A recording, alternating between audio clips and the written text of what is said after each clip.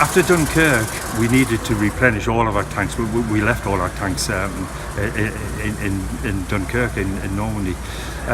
So what we had to do was replenish, retrain, and we tried an amphibious landing at Dieppe towards the end of 1942, and that was a disaster. And it was decided that what we would need for the next time, the big one, D-Day, is that we needed to get tanks onto the beach immediately to support the infantry. And so this is where the idea of duplex drive tanks, duplex drive because they operate on land and in the water, and this was a really new concept. And one of our regiments, the 13th, 18th Royal Hussars, were selected to be one of these regiments to train on the duplex drive tanks. So describe a duplex drive tank. Well, it's an ordinary tank. Most of the training was done on Valentine tanks, but some weeks before D-Day they were issued with Shermans, which had always been the plan.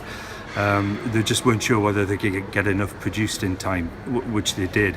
And it simply is a normal Sherman tank. It has propellers fitted on the back, and it has a canvas screen which normally would be collapsed but is inflated, which covers the top of the tank, and then it deploys in the water, disengages its tracks, engages its propellers, and swims towards the shore. So you're talking about people plunging off a ship a couple of miles out to sea in a tank to get to shore. What was facing them?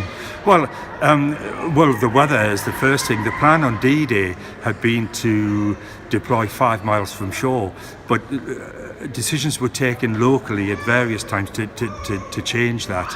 And in terms of our regiment, the 13th, 18th Hussars, they were taken closer, and they were taken about 2.5 miles because the weather was so bad and the sea was so rough.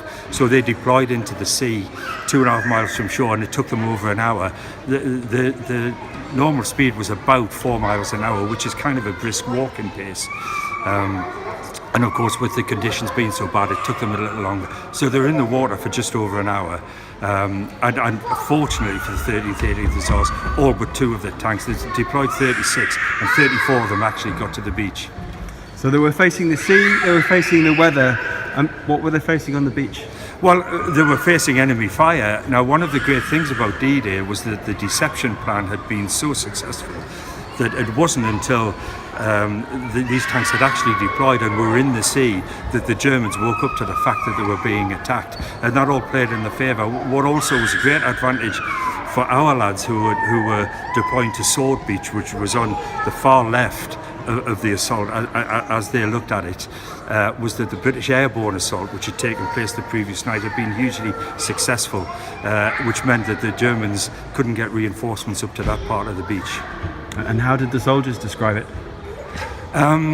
Well, for every tank and every soldier, there's a different story, really.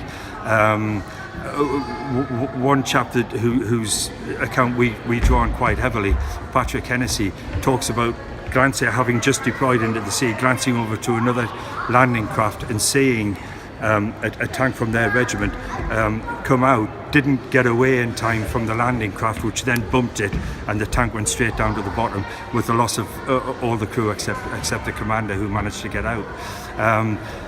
And again, once they got to the beach, some could deploy straight up the beach. Our particular chap had to wait for a minefield to be cleared, so he just gave covering fire as artillery to the infantry until they could do that and get moving. Why is it important we mark this anniversary?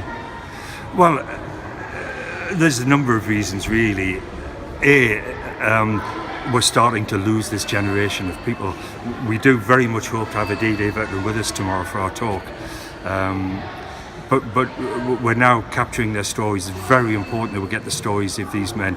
These are ordinary men. There's a quote that always brings to mind from an American admiral called William Halsey, who says there are no extraordinary men, only extraordinary circumstances that ordinary men have to deal with.